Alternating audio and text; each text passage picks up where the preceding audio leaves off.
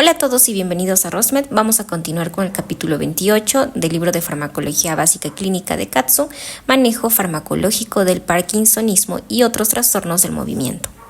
Entonces, vamos a indicar en primer lugar que los movimientos anormales son una categoría amplia que abarca diversos tipos de alteraciones en la actividad motora del cuerpo, las cuales se reconocen por sus características distintivas y por su relación con la actividad cerebral y muscular. Uno de los tipos más comunes es el temblor, que se caracteriza por movimientos oscilatorios rítmicos de una articulación y que pueden ocurrir en diferentes momentos o circunstancias. El temblor en reposo, por ejemplo, es una manifestación típica del parkinsonismo, especialmente cuando se asocia con rigidez y una disminución de la actividad voluntaria. Este tipo de temblor puede verse también en situaciones como el temblor postural, que se presenta cuando el individuo mantiene una postura o el temblor de intención, que se produce también durante el movimiento. En cuanto a los trastornos más complejos, la coria se refiere a movimientos musculares irregulares y también impredecibles que afectan diferentes partes del cuerpo y que pueden interferir con la actividad motora voluntaria. En casos graves, estos movimientos son violentos y se conoce como vallismos. La coria puede ser tanto hereditaria como adquirida, y su aparición también puede estar relacionada con trastornos médicos subyacentes o con ciertos tipos de fármacos. Por otro lado, los movimientos lentos y tortuosos, como los que se observan en la atetosis o en la distonia, se dan en condiciones de daño cerebral, como en lesiones perinatales o daños cerebrales focales.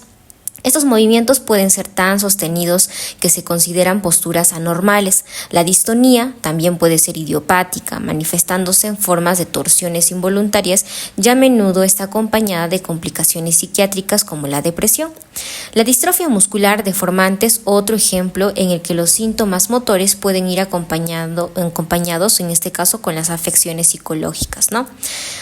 Aunque se han detectado identificado circuitos neuronales que involucran a los ganglios basales, la comprensión precisa de la función o de esta función sigue siendo incompleta, lo que dificulta la correlación entre síntomas y las alteraciones específicas en estas áreas cerebrales.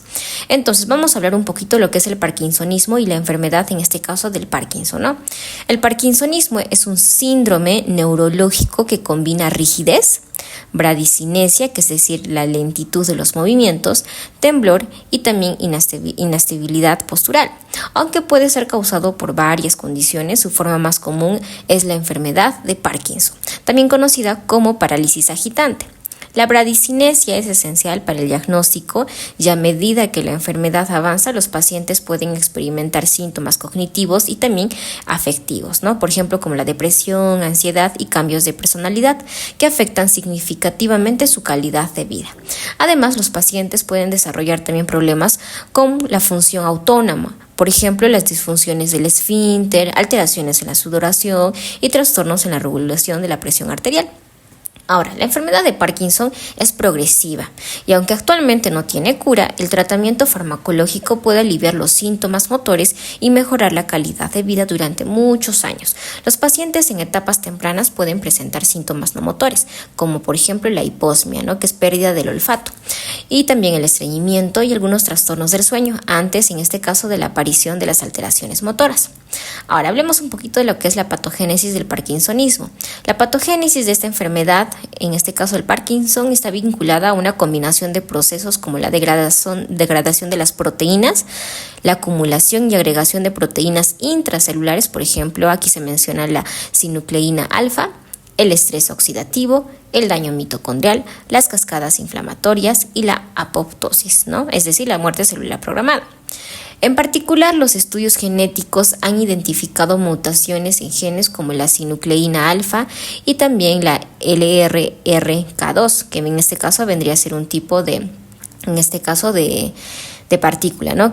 Básicamente que se van a asociar con formas hereditarias de la enfermedad. Además, también existen factores ambientales, por ejemplo, la exposición a toxinas, como por ejemplo aquí nos mencionan el manganeso, el disulfuro de carbono, el monóxido de carbono y entre otros.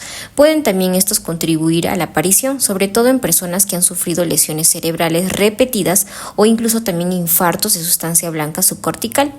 Ok, uno de los, en este caso, fármacos que se menciona, o que bueno, al menos está relacionado mucho, es el levodopa, que es un medicamento clave en este caso en el tratamiento del parkinsonismo, particularmente en la enfermedad del Parkinson, ¿no? Debido a la capacidad para ingresar al cerebro y convertirse en dopamina, en este caso un neurotransmisor esencial para el control del movimiento. Entonces, la dopamina no puede ingresar o atravesar la barrera hematoencefálica, lo que limita la eficacia cuando se administra directamente.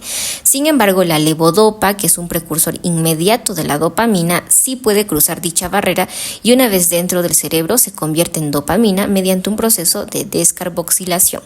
¿Cómo ocurre esto? Bueno, es decir, el mecanismo de acción de este es que es transportada al cerebro a través de un transportador de aminoácidos, conocidos como los LAT. Una vez dentro se va a descarboxilizar a dopamina en áreas claves como la sustancia negra y los ganglios basales. Los receptores de dopamina en el cerebro, en particular los subtipos D1 y D2, van a jugar un papel fundamental en los efectos terapéuticos. La estimulación de estos receptores como tal pues va a dar lugar en este caso para aliviar los síntomas del parkinsonismo, ¿no? Con respecto a la farmacocinética de este fármaco, la levodopa se absorbe rápidamente en el intestino delgado, pero su absorción puede verse afectada por factores como el vaciado gástrico y también la presencia de alimentos. El pH gástrico y los aminoácidos competidores también influyen en la absorción y transporte hacia el cerebro. Además, también se menciona que después de una dosis oral, los niveles plasmáticos van a alcanzar su pico aproximadamente en 1 a 2 horas, con una vida media de 1 a 3 horas, aunque esto puede variar obviamente entre los individuos, ¿no? Sin embargo, se menciona que solo un pequeño porcentaje de la levodopa administrada va a llegar al cerebro sin ser metabolizado periféricamente. Entonces, para mejorar la biodisponibilidad o la disponibilidad de la levodopa en el cerebro y reducir su conversión periférica a dopamina, se combina con un inhibidor de la dopa descarboxilasa como la carbidopa. Esta combinación no solo aumenta la cantidad de levodopa disponible para el cerebro, sino que también permite reducir la dosis necesaria de levodopa, minimizando efectos secundarios, ¿no?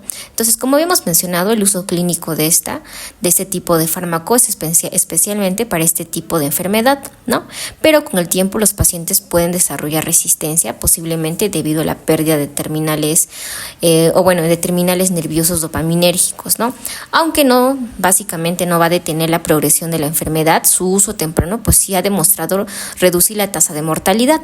A largo plazo, los pacientes pueden experimentar fluctuaciones en la respuesta al tratamiento, lo que lleva a la aparición de problemas como el fenómeno de on-off, donde los efectos de la medicación fluctúan entre los periodos de eficacia y de ineficacia.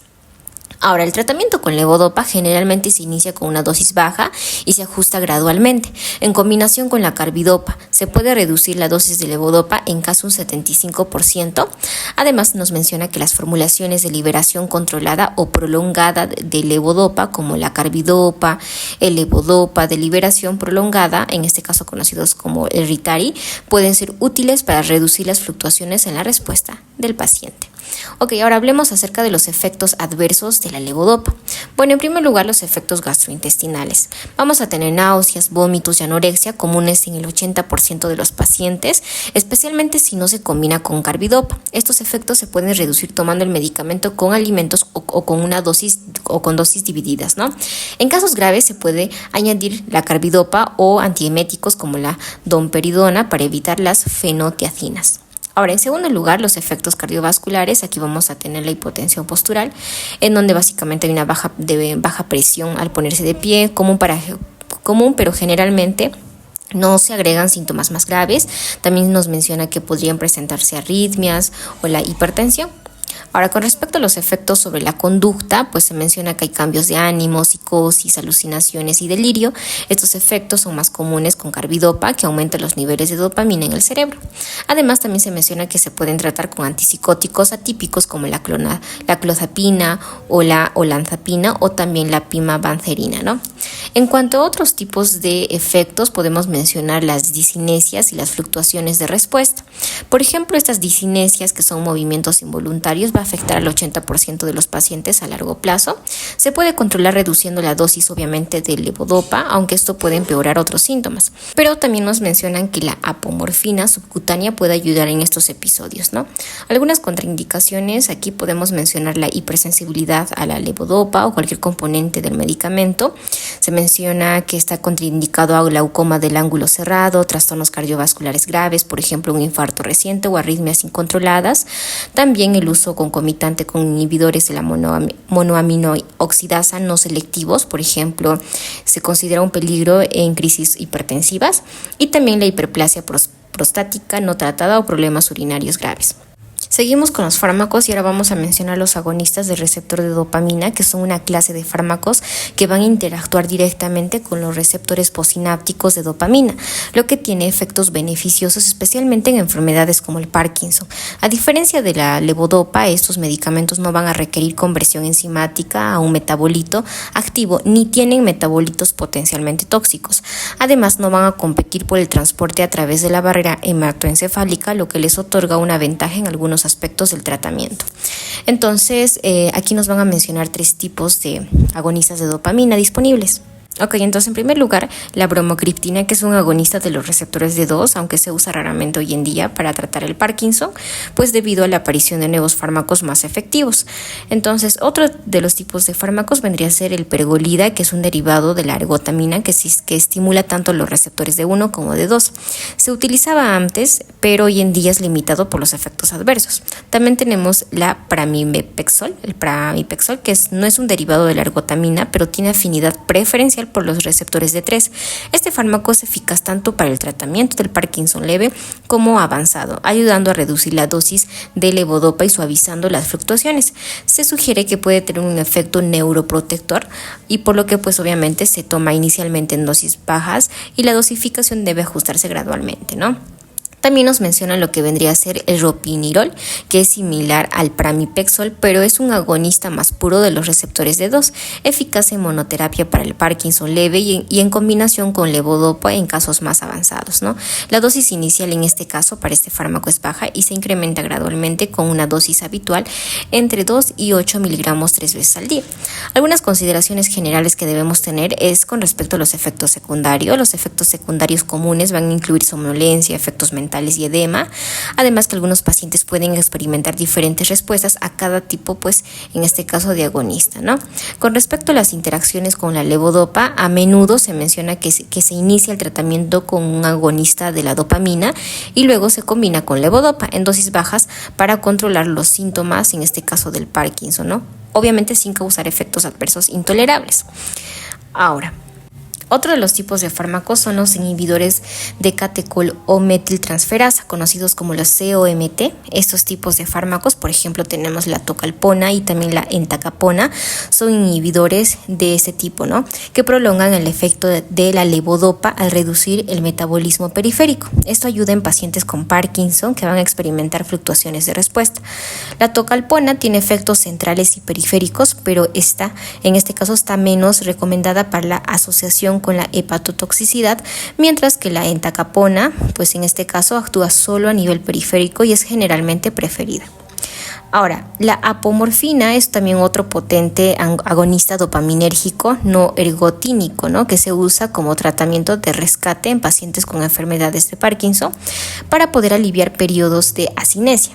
Se administra por inyección subcutánea, interactúa con los receptores dopaminérgicos D2 en el núcleo caudado y en el putamen, proporcionando obviamente un alivio en unos 10 minutos, con efectos que pueden durar hasta 2 horas. Las dosis oscilan entre 0.3 y 0.6 miligramos.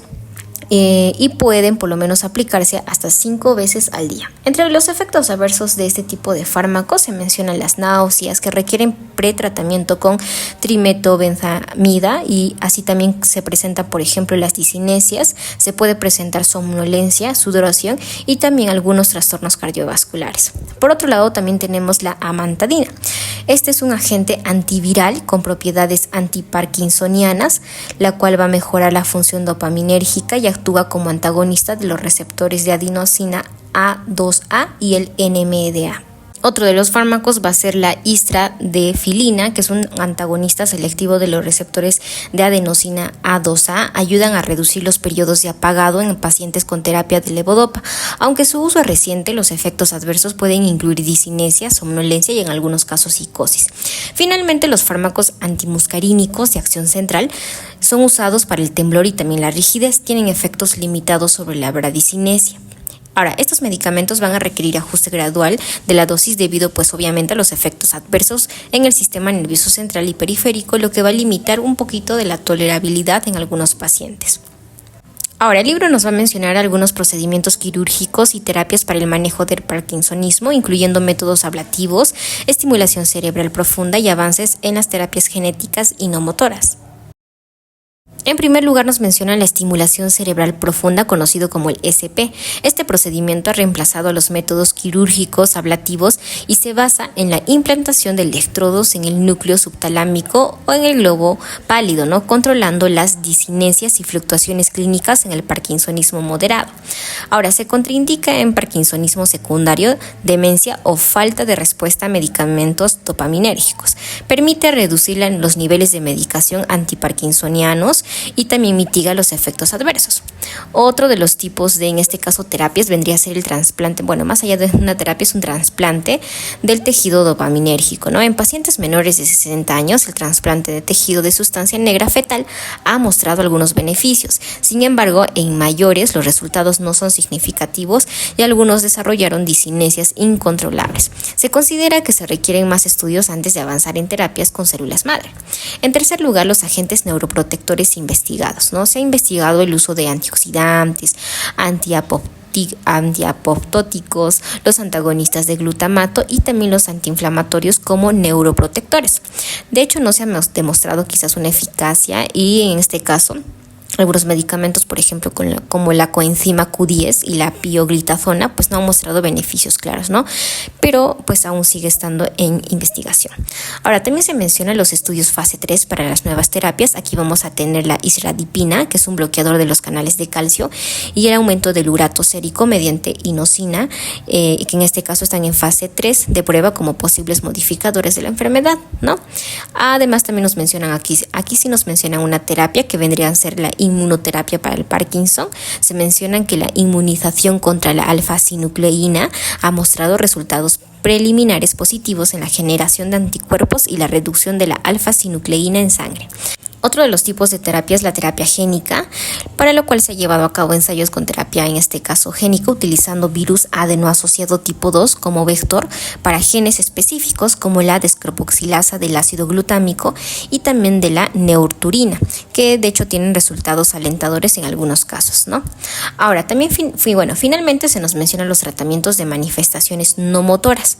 Aquí se mencionan sobre todo para el deterioro cognitivo, se van a usar la ribastigmina, la memantina y también el donepezilo, que en este caso se utilizan para trastornos afectivos, antidepresivos y ansiolíticos, y también para la psicosis, antipsicóticos, que en este caso podrían ser atípicos, Con respecto un poquito dentro de este tipo de tratamientos de manifestaciones no motoras, se menciona que la somnolencia diurna también se puede tratar con modafinilo y los trastornos urinarios e intestinales con terapias sintomáticas.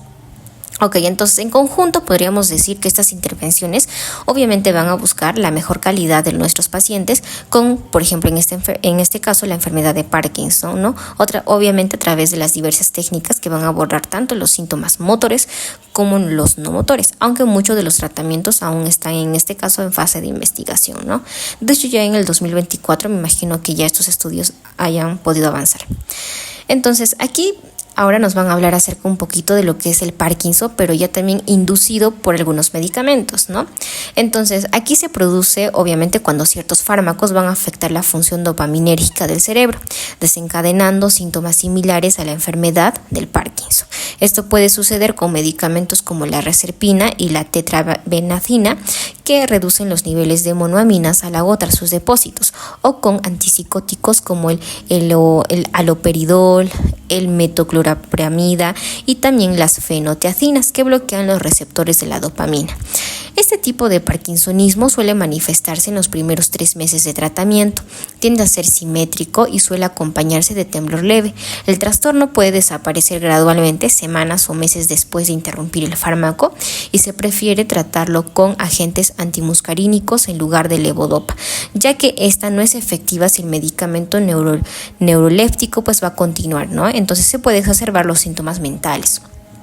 Aquí nos menciona un poquito de lo que vendría a ser un poquito de historia. De hecho, se dice que en 1983 se descubrió otro tipo de parkinsonismo inducido por el compuesto MPTP, que afecta la sustancia negra del cerebro, similar a la neurodegeneración en el Parkinson, ¿no? Los síndromes del parkinsonismo atípico van a comprender condiciones con síntomas parkinsonianos, pero con características adicionales y un peor pronóstico, como por ejemplo la atrofia multisistémica, parálisis supranuclear progresiva, degeneración córtico-basal y también la enfermedad de los cuerpos de Lewy. Estos van a presentar, los pacientes van a presentar temblor leve, afectación simétrica y una respuesta limitada a la terapia antiparkinsoniana. En cuanto a otros tipos de trastornos del movimiento, el temblor esencial es un temblor postural que afecta las manos, la cabeza o la voz y puede ser hereditario. Este responde bien en este caso al tratamiento del propranolol, el metoprolol y en este caso sobre todo en casos de enfermedades pulmonares, ¿no? Y en algunos pacientes que van a encontrar útil la primidona o el topiramato en dosis ajustadas. Algunas alternativas, por ejemplo, como la gabapentina o las inyecciones de toxina botulínica también se utilizan, y en casos refractarios la estimulación talámica o también conocido como creo que es otro tipo, la talamotomía por ecografía, han mostrado en este caso ser prometedoras, ¿no? Otra de las enfermedades que de hecho también se considera como un trastorno neurodegenerativo hereditario, pues es la enfermedad de Huntington, que en este caso, como habíamos mencionado, pues es hereditario de transmisión autosómica dominante debido a una mutación en el gen en este caso de la huntingtina en el cromosoma 4, caracterizado por una repetición anormal de los trinucleótidos CAG que codifican poliglutamina. Aunque también existen formas autosómicas recesivas, los síntomas típicos van a incluir coria progresiva específicamente, es decir, estos movimientos involuntarios, y demencia que suelen manifestarse en la adultez. Con respecto un poquito a la fisiopatología y la neurotransmisión, pues se menciona que la coria se asocia con un desequilibrio de dopamina, GABA y acetilcolina en los ganglios basales debido posiblemente a la hiperactividad de las vías nigroestriatales dopaminérgicas, por ejemplo los medicamentos como la tetrabenazina y también la rezerpina, que reducen las monoaminas centrales, pueden en este caso pues aliviar los síntomas de la coria al disminuir la actividad dopaminérgica. Ahora, ¿cuál es el tratamiento que se nos menciona en este tipo de enfermedad? Pues se nos menciona tres tipos.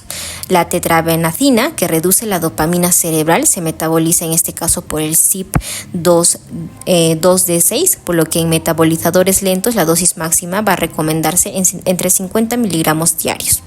También vamos a tener otro tipo de tratamiento farmacológico que vendría a ser el deutetrabenazina, que es un inhibidor selectivo del transportador de monoamina vesicular 2, que en este caso es conocido como el VMAT2. Este va a mejorar la función motora y va a generar menos efectos secundarios que la tetrabenazina. Y también pues los bloqueadores de los receptores de dopamina, que van a incluir el haloperidol, la flufenacina y también la olazapina, utilizados para controlar los movimientos anormales. Obviamente pues tenemos que mencionar los efectos secundarios y las precauciones.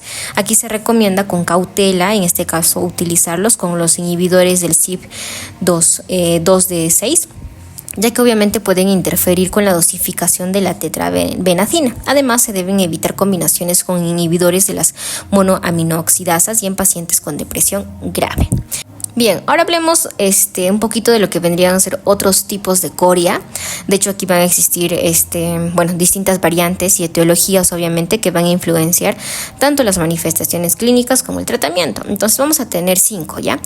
En primer lugar, la coria hereditaria benigna, que se caracteriza por un desarrollo temprano en la infancia sin progresión durante la adultez y sin afectación cognitiva. Puede transmitirse de forma autosómica dominante o en algunos casos recesiva. En pacientes con mutaciones en el gen TITF1 pueden presentarse también anomalías tiroideas y pulmonares conocidas como el síndrome cerebro-tiroideo-pulmón. En segundo lugar, vamos a tener la coria familiar y el síndrome de coria acantocitosis. Además de la coria, estos pacientes pueden experimentar tics orolingües, también se presentan lo que son las vocalizaciones, cambios cognitivos, las convulsiones, neuropatía periférica y atrofia muscular, en este caso con lipoproteínas B séricas normales, ¿no? Las mutaciones, en este caso en el gen que codifica la coreína 9q21, son posibles causas. El tratamiento se va a centrar obviamente en el manejo sintomático, siendo útil la tetrabenazina para algunos casos. En tercer lugar vamos a tener la coria secundaria a otras patologías. La coria también obviamente puede surgir como complicación de enfermedades como tirotoxicosis, la policitemia veria, el lupus eritematoso sistémico, hipocalcemia y cirrosis hepática. El manejo en estos casos implica tratar el trastorno obviamente subyacente, ¿no?